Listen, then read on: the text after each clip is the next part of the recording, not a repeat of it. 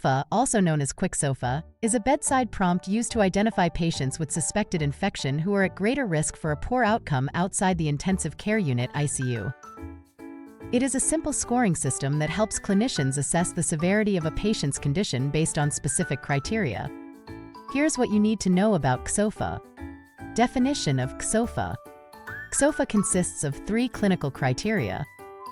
Respiratory rate (RR), if the respiratory rate is greater than or equal to 22 breaths per minute.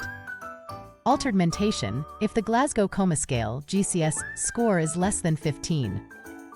Systolic blood pressure (SBP), if the systolic blood pressure is less than 100. Each criterion is assigned 1 point, resulting in a total score ranging from 0 to 3 points. Clinical significance. qsofa is not used to diagnose sepsis, but rather to identify high-risk patients with suspected infection.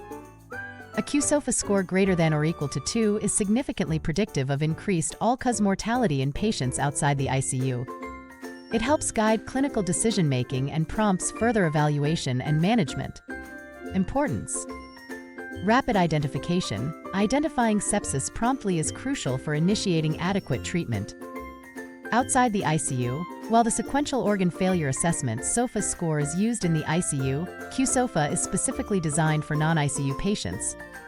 Bridge to ICU. As demand for ICU beds rises, intermediate care units (IMCUs) play an essential role as a bridge between the ICU and regular wards. Remember, qsofa is a valuable tool for assessing patients with suspected infection, allowing clinicians to make informed decisions and improve patient outcomes. Therefore, qsofa is a tool to assess whether if the patient has sepsis or not, because of which it may lead to multiple organ failure.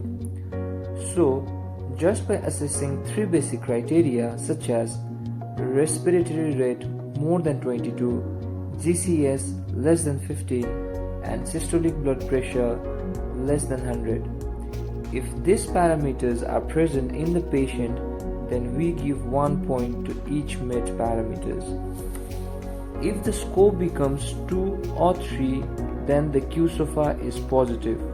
But if the score is 0 or 1, qsofa is negative.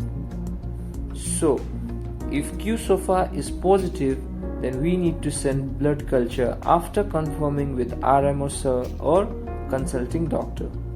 But your blood culture may vary. It may come positive or it may come negative in your blood culture report. Therefore, to conclude, this quick assessment helps us to identify whether the patient has sepsis, which may lead to multiple organ failure. Thank you.